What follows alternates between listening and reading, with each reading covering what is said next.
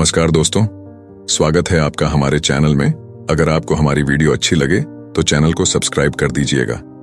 तो चलिए ज्यादा देर ना करते हुए वीडियो शुरू करते हैं। रामपुर गांव में कर्मवीर नाम का एक किसान रहता था। वह बहुत सीधा साधा था। उसकी पत्नी भागवंती बहुत तेज स्वभाव की थी। कर्मवीर दिन रात मेहनत करके जितना भी कमाता था वह उसमें खुश नहीं होती थी और हमेशा उससे झगड़ा करती रहती थी। कर्मवीर मां भगवती का भक्त था। वह दिन रात पूजा पाठ किया करता था। उसकी पत्नी भागवंती भगवान में बिल्कुल विश्वास नहीं रखती थी। एक दिन कर्मवीर का रास्ते में उसका बचपन का मित्र मिला। कर्मवीर उससे बातें करने बैठ गया।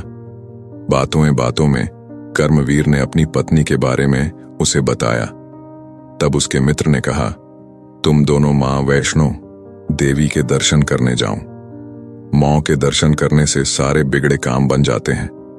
वैष्णो माता की कृपा से तुम्हारे घर के क्लेश भी मिट जाएंगे। कर्मवीर ने घर जाकर यह बात अपनी पत्नी को बताई। तब भागवंती ने कहा, मुझे कहीं नहीं जाना है। तुम्हें जाना है तो जाओ, पर मुझे बहुत से पैसे देकर जाना।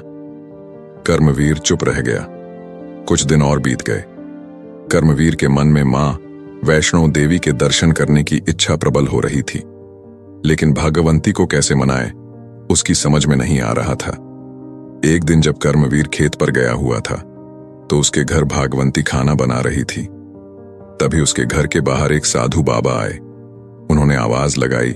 उनकी आवाज सुनकर भागवंती बाहर आई तो देखा साधु बाबा खड़े हैं। उन्होंने कहा, माई भिक्षा दो, मैं बहुत भूखा हूं।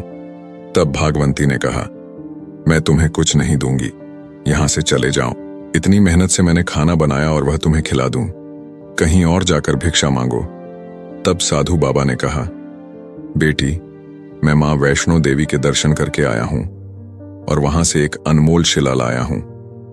यदि तुम मुझे खाना खिलाओगी तो बदले मैं तुम्हें वह जादुई पत्थर दूंगा, जिसकी यदि तुम रोज पूजा करोगी तो 1 महीने बाद वे सोने का हो जाएगा। भागवंती ने लालच में साधु बाबा को बैठाया, उन्हें अच्छी तरह भोजन कराया।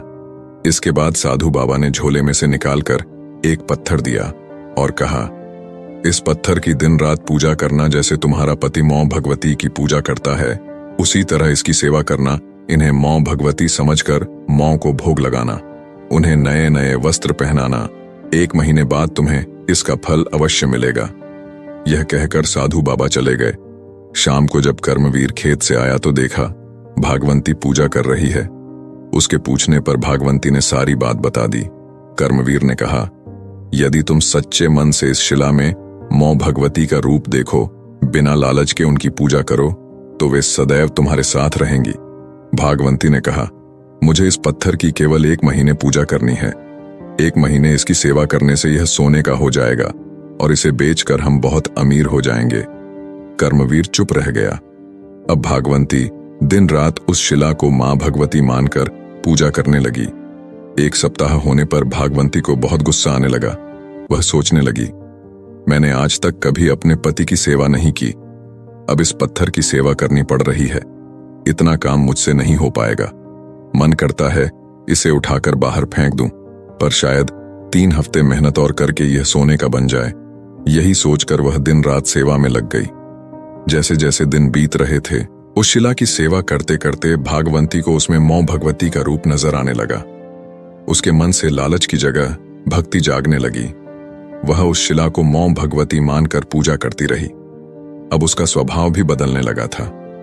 वह कर्मवीर से झगड़ा नहीं करती, बल्कि उसकी सेवा करती थी।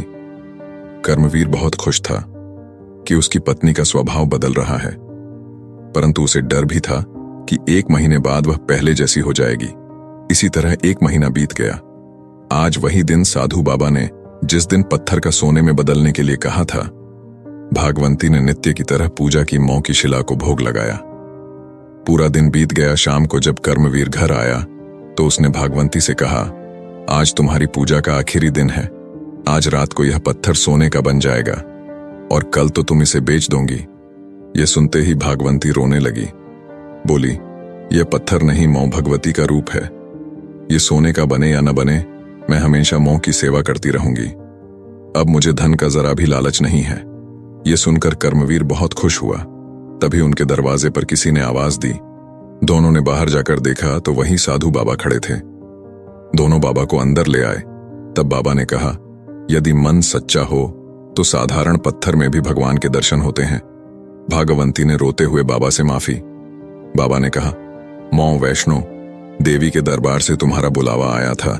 तभी मां के आशीर्वाद से तुम्हारे मन में भक्ति जगाने के लिए यह साधारण पत्थर मैंने तुम्हारे घर के पास से ही उठाकर झोली में रख लिया था।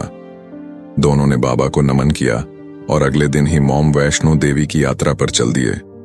भक्तों, यदि मॉम वैष्णो देवी का बुलावा आया है तो कितनी भी परेशानी हो, मों अपने भक्तों को बुला ही लेती हैं।